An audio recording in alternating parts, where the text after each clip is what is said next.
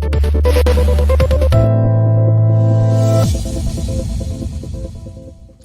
y'all, welcome to Parent Power with Mandy Drogin. I'm Mandy. I'm just a mom sitting down with real Texas parents having real conversations about what's going on with our schools. Today, I'm excited to be joined by Abraham George, the chairman of the Texas Republican Party and a father of two. Chairman, thank you for joining us. Yeah, thanks for having me here. Well, I'm so excited to talk to you as a father with children still in the K through 12 system. It is, as a mom of three littles right now and watching them grow, and you've got teenagers or preteen, right?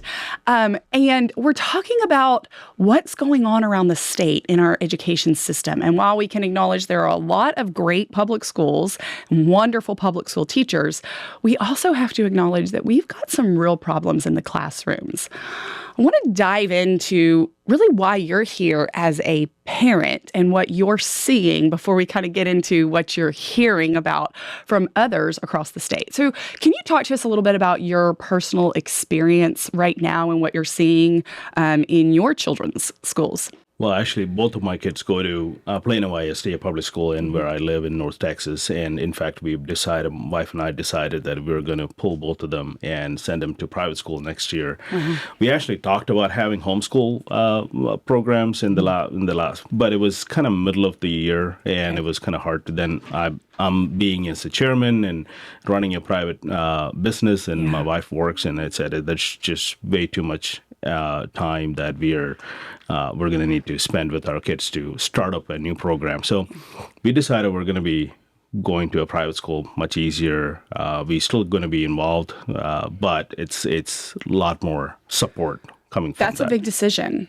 So you are a successful businessman and you have the means to do that. But let's talk about why you made that choice for your children. So your children have been in public schools for the duration of their education. All their life, yeah. So what led you to kind of the sit down with your wife where y'all had to say, we've got some issues? What was it?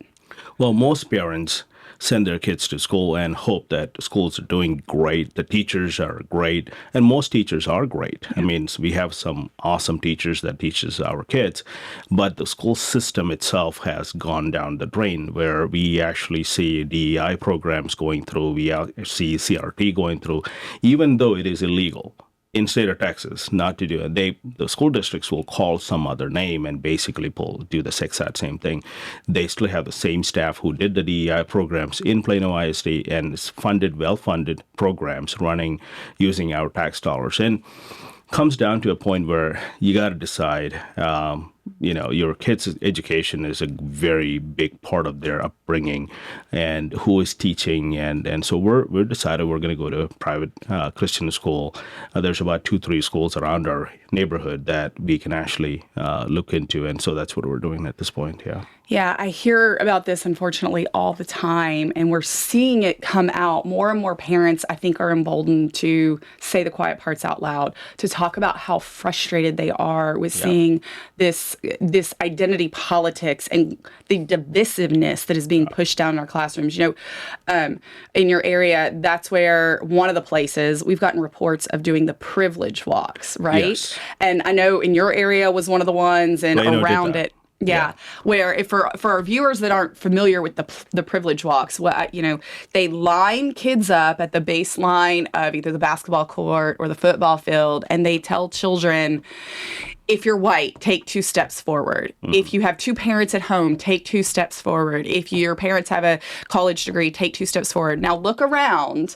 These are the privileged. These are the oppressed, the oppressors versus the oppressed, the victims versus the victimizers. And as someone that came to this country, I've read your story legally through a legal pathway, all that came through. How frustrating is it to you as both an immigrant and a minority to hear your kids being coached or told that somehow that the greatest country in the world will oppress them and they don't have the opportunities to succeed like their father clearly has? Right. And that's the whole problem with the public education education system today. It's just there is a narrative America is bad. There's a narrative that success is bad. There's a narrative that if you work hard and you're successful and you made it in business world or in or a nice job or bought a nice house or whatever it is, that is bad. Somehow you are against everybody else, and everybody else's money is gone to you. And it's just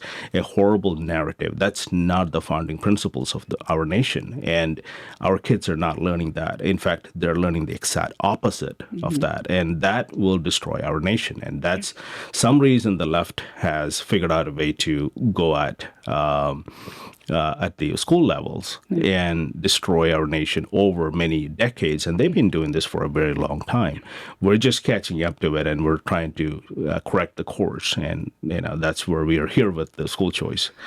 I mean, 100%. So real quick, would you jump into, I mentioned it, your family came to this country. Yeah. You said it took years and years to come, but you came the legal way. Right. Why did your family choose to do that? Not just the legal way, but why did they say, we want the American dream? Right. So my dad is a Pentecostal preacher, and so was my grandfather. My grandfather came to the United States a long time ago, and seeing America and the opportunities, he came back, and he was a legal immigrant as well, but he came back and he started Bible schools and some churches and all of that. But my dad decided when I was about 2 years of age, he decided he wants that opportunity for me and for my sister who wasn't born at that time, but he wants to move to U.S. And when I applied for a visa, it took 14 years. So 14 years to do the legal way. Yeah. You said he wanted that opportunity. What opportunity did he want? He wanted the opportunity to do, so in India, I grew up in the southern part, so there's multiple problems. One is the freedom of religion is very restricted. If you're born as a Christian, you're fine, but if you want to believe in Christ later in life, you're persecuted for that. So those kind of things kind of started working against his philosophy and says, no, I need to. And so, and the other opportunity is just financial. There's, you can you start a business and be successful. You can go to school and be successful at it, things like that. So things that is not available in India, basically. Right. Basic financial success that you could see in America that doesn't happen in other countries. And that ideology is what has made him say, okay, I want to move to U.S. I want the American dream. Yeah, basically. Yeah. Right. Yeah. So we came here in 1996, and I went to school here, finished my college here, and started a business, have a family, bought a house, the regular things regular people want to do. Yes. And to see the school systems is teaching my kids somehow they are oppressed because they have a darker skin color. Yeah. It's just not true. It's just wrong. Not right. Yeah. It goes back to, you said it. This has been going on for over 70 years. We can go back. This identity politics, this mentality came out of the Frankfurt School in Germany. And during the rise of Hitler, one of the leaders of that, Herbert Marcuse, I always laugh and roll my eyes because whenever you talk to socialists about their policies or whenever you talk to people who advocate for a communist government, they always say, but they weren't doing it right. And that's what happened with Herbert Marcuse, right? Hitler wasn't doing it right. So he came to America and he brought this philosophy with him. And then he merged up with a college student named Rudi Deutschke. And they came up with this idea because the American dream was occurring, right? The working class was not going to revolt because we had a high standard of living. We had the Industrial Revolution had occurred, 50 years before, and people loved their families. They went to work. And so they said, well, let's get the college kids and help us infiltrate the systems. Yeah. And that's really what started happening there in the 60s, the long march through the institutions. You had college campuses that, particularly in Europe, that were literally marching for Mao, Marx, and Marcuse. I mean, this is what was happening. And we let it into our country. Then we let it into our colleges, particularly colleges of medicine, colleges of education, Fortune 500 companies. And we can see this now at those thought leader institutions, as well as our institutions within government. I mean, Christopher Rufo just released all of this stuff showing the perverted actions, mentality of what's going on in chat rooms of the federal government. I mean, it is everywhere. And so you're right.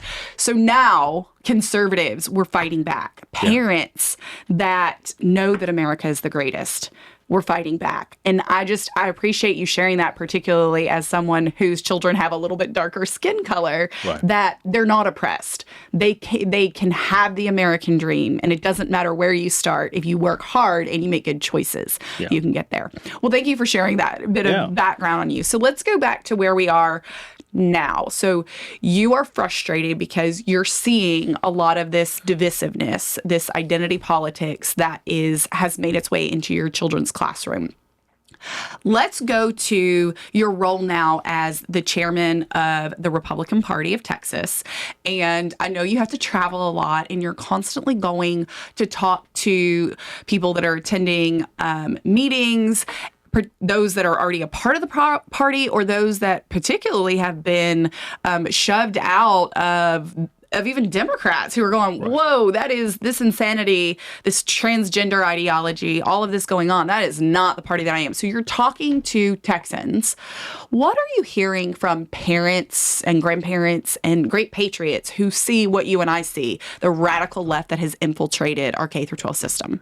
Well, they're scared. I mean, they're scared for the next generation of Americans, for Texans. They're scared because if they think that if the same ideology is pushed for another 10, 20, 50 years, America won't exist. And I think they're right.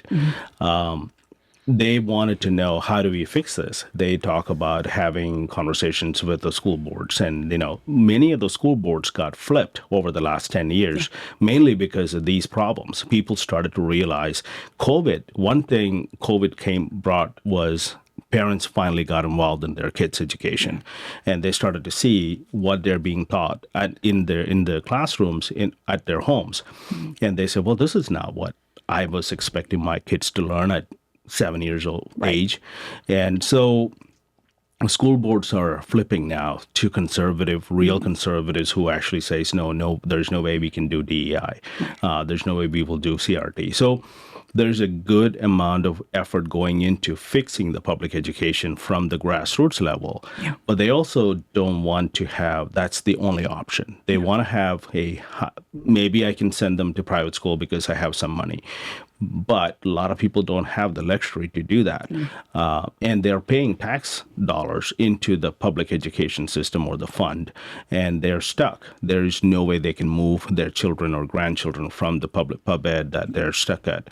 And this just gives them an opportunity, right? So we have a lot of conversations about that. Then there's the conversation about, hey, this comes with a lot of government strings, and we don't want that. And I understand that, and I'm a huge advocate for that.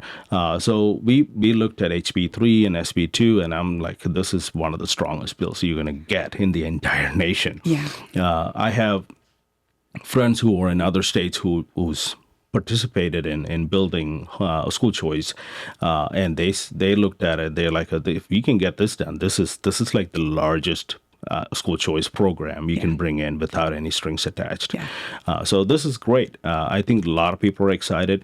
80% of the Republican primary voters in 2024 said they want another option. They don't want to have pub ed is the only option for their child. So this is going to be an amazing time for us. I think that's exactly correct. And I love that you touched on that. We hear that all the time, strings attached. Now, I always ask people, can you please clarify? Because that, right, is just this catch-all buzz phrase of strings attached. And I agree. I have a very healthy distrust of government and don't want them involved.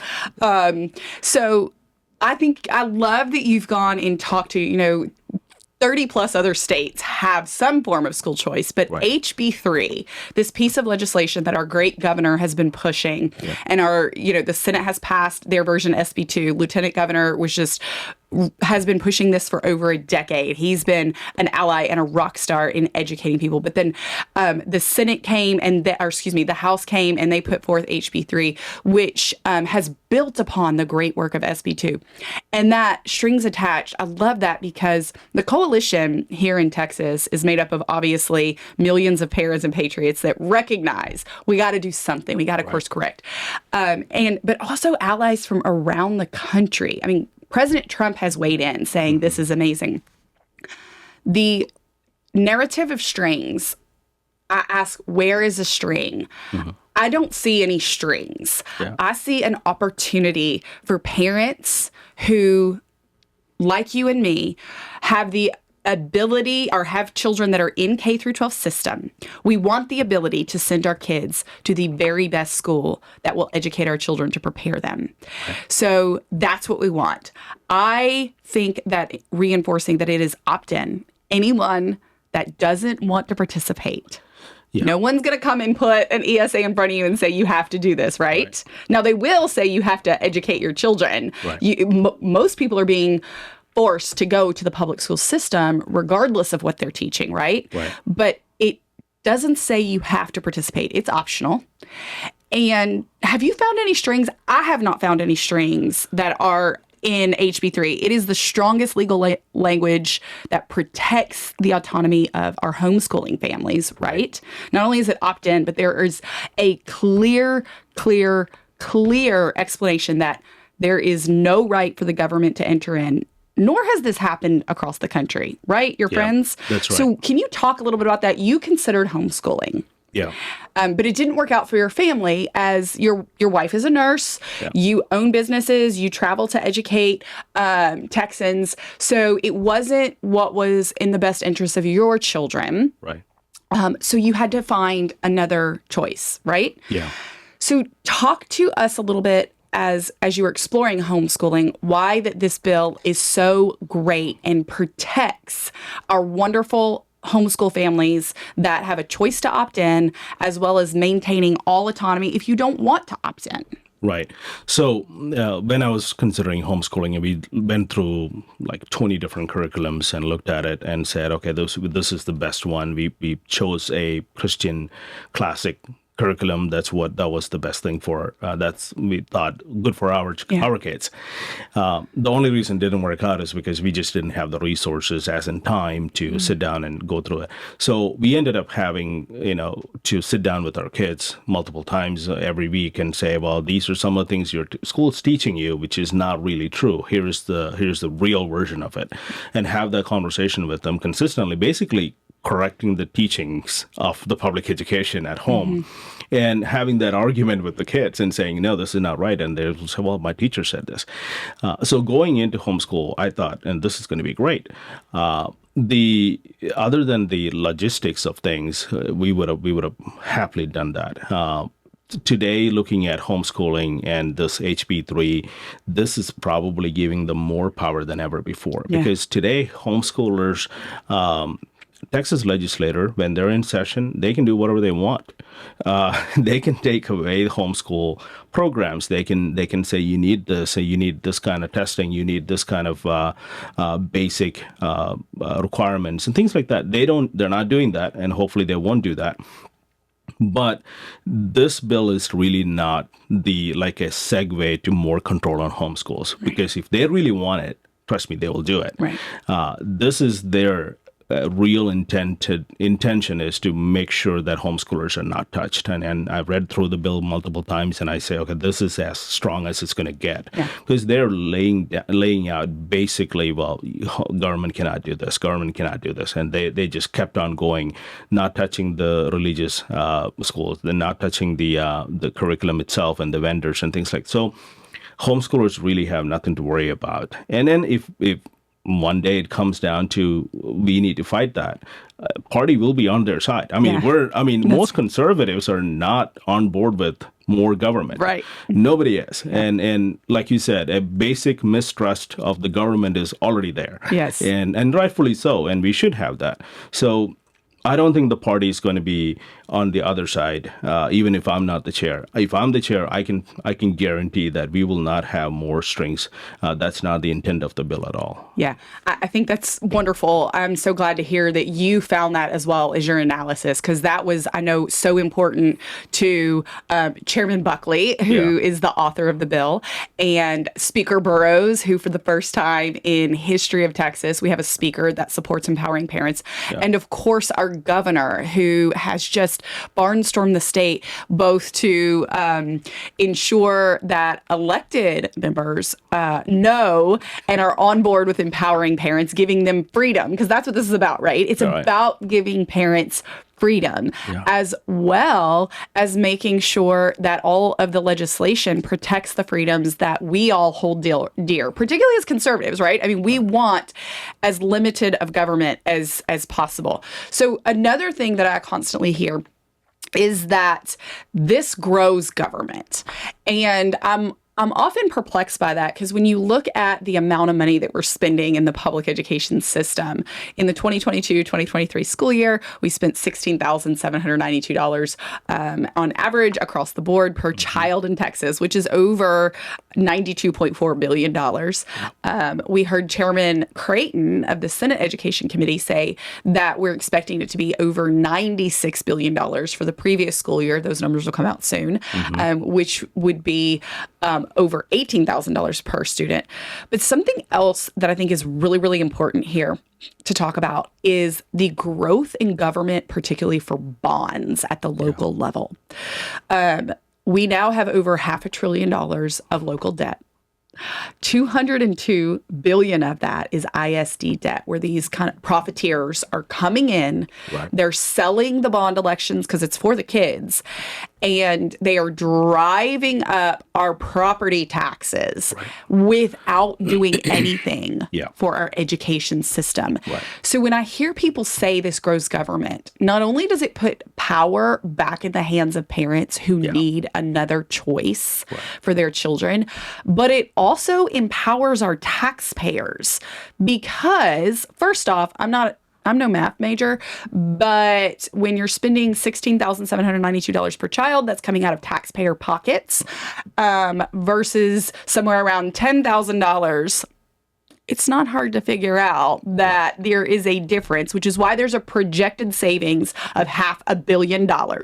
So we've got $1 billion allocated, but there's over $500 million, $500 million is expected to be saved based on the amount that we're using. But also, we've got to rein in these profiteers that are driving up our property taxes. This is how we limit government. This legislation not only empowers parents, but it also empowers our taxpayers to limit the ability to grow government, because it's kind of out of control. Not kind of, it's totally out of control. It is definitely out of control. The parents are, especially seniors, are getting kicked out of their homes because of property tax. It's just out of control in Texas. And one of the reasons is we're spending about a little over 50% of our tax money goes to ISDs. And you but look not at to teachers. That's right. You look at education itself versus the ISD. It's barely 55% goes to educating the child. The 45% of their money goes to different programs, mostly administration, lobby groups, all kinds of stuff that's happening in ISDs. And they're a huge machine. And in a lot of places, they're the largest employer.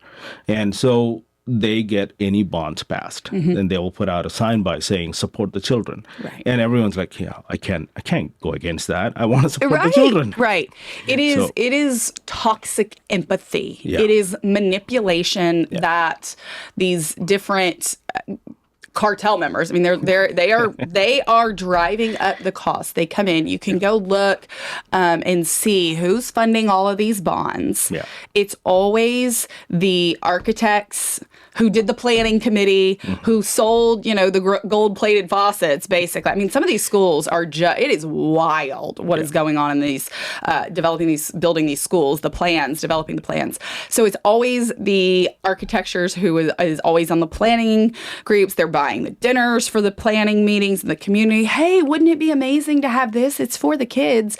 There's no thought being given to enslaving taxpayers with unsustainable debt. And it's wrong. Yeah. It's absolutely wrong. Yeah. It's just like a federal government, and people had to look at it and say, well, someone's got to step up and say, this is not going to be sustainable for our country.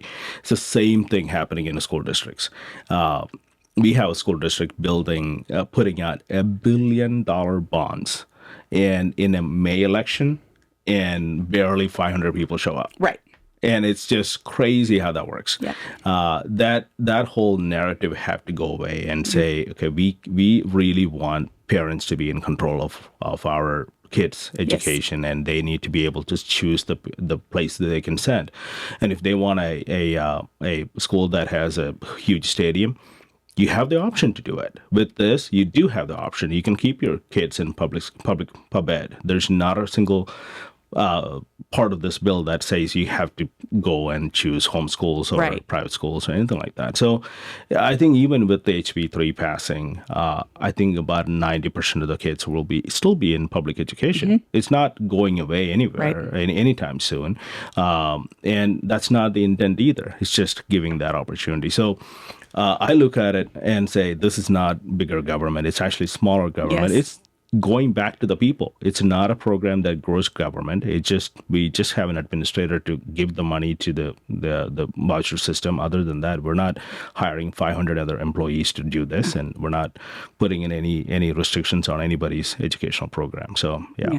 I think it's great that you point that out, is that when we talk about how is this program going to be administered, it's expected that there will be somewhere around 40 people that are going to help to manage to make sure that the program is successful, and the intention. And that is included in the $1 billion appropriation, by the way. It's not additional.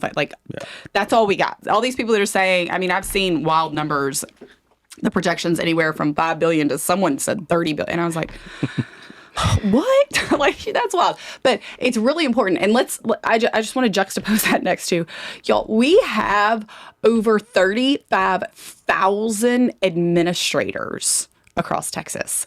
That is bananas. Yeah. Our superintendents, we have superintendents whose packages, and I say that because they're getting their executive search firms, those with TASB and the others that are part of that cartel I mentioned, they are not, because taxpayers are getting wise to how much their salaries are. They're putting in $2 million houses. They're putting in car allowances. They're putting in all these extra days. We just saw in Fort Worth ISD where the superintendent was ousted, and she's being paid for 2 more years, and it's going to be almost $1 million package. And it's because they crammed all of these extra days and all these ways to pay her extra, and that's what the payout costs. That's what taxpayers are paying. Right. I mean, it's nuts. It's crazy because most people don't understand that. Right. I had a school board member who is a good friend of mine. He told me, well, our superintendent gets paid $310,000. And I said, that is still pretty high, but look at the packet and look at the package they have and tell me. And he came back in about 3 months and we had a breakfast meeting, and he goes, you're right. If we cannot fire him, because if we fire him, we owe him $1 million. It's all. And I said, that's crazy. It's been, so I suspect they looked at a lot of the way that college football coaches were, and they were getting these golden packages. But obviously we know that college football is pulling in massive amounts of revenue, right? It's a big difference. When I look at the superintendents, I want to say, how many of your kids, what percentage of your kids can read on grade level? That, to me, that's our national championship game, right? Yeah. So what amount of kids, but where it is equivalent to football coaches is these superintendents, the majority of their job is to go pass bonds. Yeah. It's to go pass a bond, to drive up the property taxes. And you said this, like, it's so I see all the things that are going on social media, and I will tell you, my heart breaks when I see someone, particularly our seniors, that comment on post who say, yes, I support school choice, but I'm being crushed. I'm being crushed. And they insert the but. And I always want to say, this will help you. Right. This puts controls. Not only does it put power back in the hands of parents who need a choice, it puts power back in the hands of parents who want to course correct administrators that have run off the rails down this DEI, CRT, identity politics train that TASB and other associations we talked about have led them down. But it also puts power back in the property taxpayers' hands. Parents care about what's going on in the school. Do they want to see their Friday night lights? Of course. You do not need $100 million football stadium to enjoy awesome football. You do not. Well, we got a lot of those in our state now. Some of them are not even functional. I have one in North Texas that is broken because the foundation wasn't right. Yes, Allen ISD, $60 million on a football stadium that they can't use. They can't use. And then no one is responsible. There's no, how do you fix this? Oh, we don't know. It's somebody else's money. Down, I guess. That's right. It's somebody else's money. That's it. Yeah. It's somebody else's money, and that's it. The weaponization of empathy and concern for our communities has been mastered by the profiteers and by the leftists. Because it's always for the kids. All the bond propositions, prosper for the kids. Forney for the kids. Right. North Side for the kids. It's like, no. Yeah. It's the contractors. It's the contractors. It's the architects, which, by the way, I'm going to throw this out there. Other states do something, it's called design build. Okay. And we know that the majority of the schools are almost the same, right? It's kind of like in my neighborhood, there's probably roughly 10 different houses. The facade might look a little bit different, but it's the same layout. That's what's happening.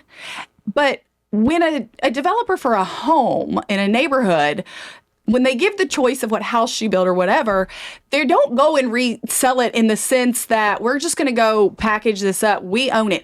That's what's happening in our school districts. Yeah. They're almost all design build schools now, and they just make the different cosmetic tweaks, but they resell it for tens of millions of dollars. Right. Boondoggle. I don't know how to say it. Like, we just are finding ways to pillage from our taxpayers. Right. And property tax in Texas is just out of control. Out of control. Yeah. And I'm really thankful that both governor and lieutenant governor put that as a priority for them, and it is a priority for the party. And then we just people who says, well, we're growing government it's crazy, because we're directly attacking the government programs and say, no, the parents and the taxpayers have more rights than the government programs itself. So I think once this kind of plays out for a year or two, people will get on board. Even the people who are the lefty crazies who would go and say something horrible about this whole program, I think they will see the change in their tax bill and say, well, I can get behind this. That's right. You know? Absolutely. I love that you pointed that out. Let's talk about who supports school choice. So obviously, Governor Abbott has just done an incredible job educating Texans and just fighting. Lieutenant Governor Patrick, amazing job just educating Texans and fighting. Senator Cruz, President Trump. We can go every conservative Republican president, back to Ronald Reagan. Right. There's not really any leaders that have not stepped forward and say, I support school choice. Yeah. Whereas Barack Obama does not support school choice. Randy Weingarten, the head of the American Federation for Teachers, definitely doesn't support school choice. George Soros doesn't support school choice. Yeah. Joe Biden, Nancy Pelosi, AOC, Chuck Schumer. It's like it's not even close, right? Yeah, it's a drastic difference, right? And then they just want the kids to be in their control. Yeah. And we want to give the kids back to the parents say, these are your kids. You teach them what you think is the right thing, and you have the right to have that conversation with your child. You don't need. I mean, these are some of the ISDs who are going in and pushing gender transitioning behind the parents' back. We just saw that in Houston. Yes. That was insane. Yeah. And a school choice as much as people crazy about public education, they cannot be supportive of this. No, it's like, nuts. Yeah, it's nuts. That's a great point. That is happening. Dallas ISD had chest binders. Mm-hmm. For people that don't know, that's for young ladies who are developing to smash themselves. Right. We've had websites in schools and their clubs directing to how you can get gender modification care. Right. This is real in classrooms, and it does give parents who want to stay in their neighborhood school that they're assigned to, it gives them power to go into their administrators and be like, we're not doing that, or we will leave. Because we can now. Right. They may not have been able to afford, which is really why a lot of the administrators don't listen to them, right? That's right. It's because they can't leave. Yeah. You can go to school board meetings and scream all you want, but if they know you don't have the money to send your kids to a private school, they know you're going to send their kids to that same exact school over and over again until they're 18. That's right. So this changes that and says, well, I have a choice now. I can take $10,000 and go to a private school. I may have to struggle a little bit, but I can make it happen. I can do it. Right. That changes. It brings the free market back into the education. Yeah. And anyone who is on the Republican side should be able to look at it and say, this is a free market, limited government program that I can get behind. Yeah. And I'm glad you brought up, parents' choices. When we talk about, a lot of times, opposition throws out the most elite, prestigious private schools in the state. What a lot of Texans may not realize is that the median cost, so half above, half below, the median cost of private education in Texas is $9,800. Right. So half of the schools in Texas will be 100% covered their tuition with education savings accounts. Yeah. It really is the best way to give parents an option who need it right now. Right. And it is the best way to force this system to course correct itself and get back to the basics. Yeah. 50% of our kids can read on grade level. 40% can do math on grade level. That's generous, to be clear. Right. That's the STAR exam results, which, taking that issue aside, if we look at the NAEP scores, which is the nation's report card, 24% of the kids in 8th grade can read on grade level. That is criminal, in my opinion. Right. And comparing to rest of the world, our standards are already lower. Yep. It's not the highest standards out there. Some of the other countries, even some of the crazy countries out there, have much higher educational standards than we do. Right. And the standards we set is that then we can't even meet that says a lot. And that says a lot about what we're going to have in the next 40, 50 years in our workforce. And that has to change. That's got to change. I'm glad you brought up the workforce, because that's correct. So we can look at the Texas Workforce Commission, and a couple of years ago, they really tried to start sounding the alarm. So they found, this was, like I said, this was a few years ago they put this out, but now we're within 4.5 years. So they predicted that in 2030, we're going to be short 10,000 electricians, 6,000 plumbers, 4,500 HVAC workers, 4,000 welders, thousands of oil and gas workers.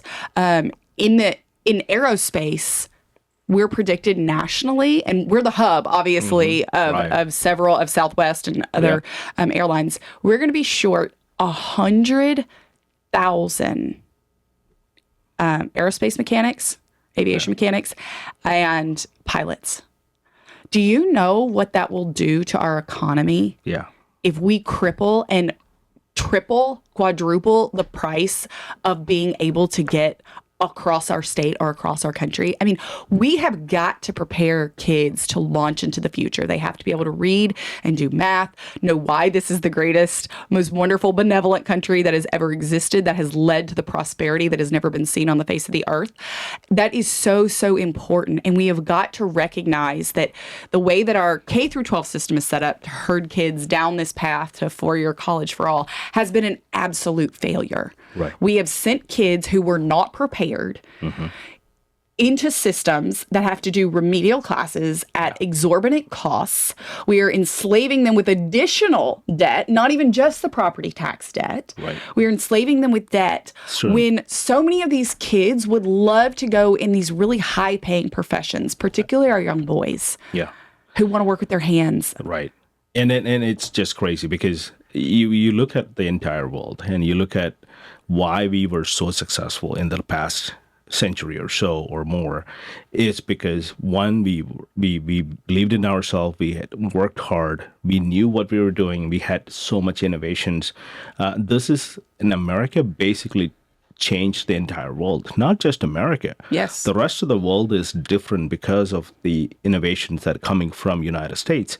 That has kind of subsidized a little bit now. And it's like we have to give more money to have these researchers now. We have to, and in the place where we used to have 20 research centers, now we have 10, and we can't even fund that. And it's just so many things are happening that we are becoming not the best, and we can't afford that. And when China or someone else takes over, because we couldn't educate our kids, that's on us. That is. So the whole idea is that if we want to be leader of the world, we have to be have a very educated population and be able to thrive on that. And going back to the public pub ed nightmare we currently have in Texas and all over the world, all over the United States, honestly, we got to fix that. And then this is a bill that will fix. This is a program that can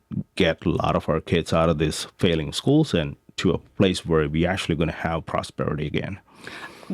That's exactly correct. And that's what this is about. The exit ramp for families that need out, but also forcing the system. Yeah. We educate over 10% of our nation's children in Texas schools. Yeah. Half of those kids cannot read on grade level.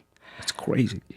We are the leaders for the country, and by extension, the world. Yeah. We have got to make sure that we are raising the bar instead of lowering it constantly, lowering the standards.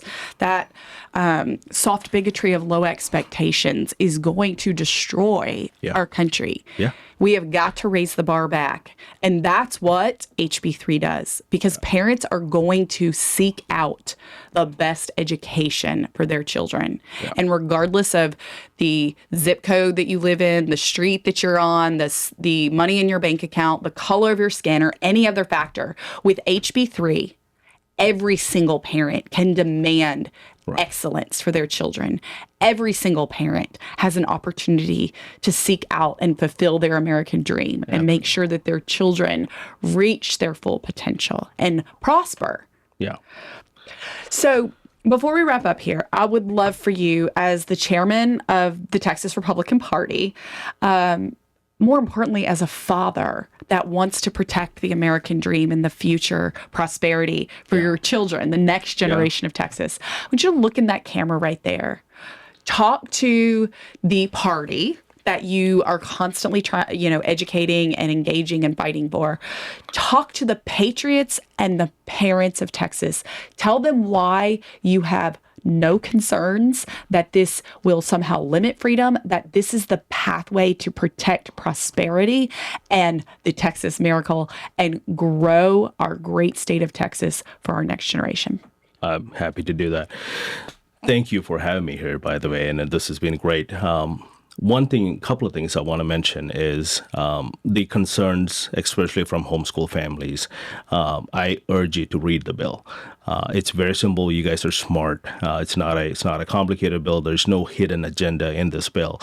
What I want for our state to have a program where we can parents have the right to take the kids out of the public education system, especially the failing ones, and say, I can take my kid to a private Christian school or wherever you feel it's comfortable, and hold the public education administrators and the systems accountable for their failures and say, if you're going to be a failing ship, I'm gonna take my kid and go somewhere that I can successfully educate them.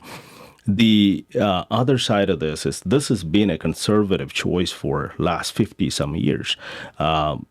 starting from Ronald Reagan, you mentioned, the President Trump is looking for it. Elon Musk, you can have whatever the opinion about him, but he is talking about it. One of the smartest men in the face of the earth today. We have a really good chance to get this done this year. HB3 and combined with SB2, all of our leaders are aligned on this. This is a conservative win that we really desperately need in state of Texas. And it's just not for the legislation or the politics, but for our next generation of Texans. My kids go to public school, where I'm pulling them this year because I'm done with pub ed.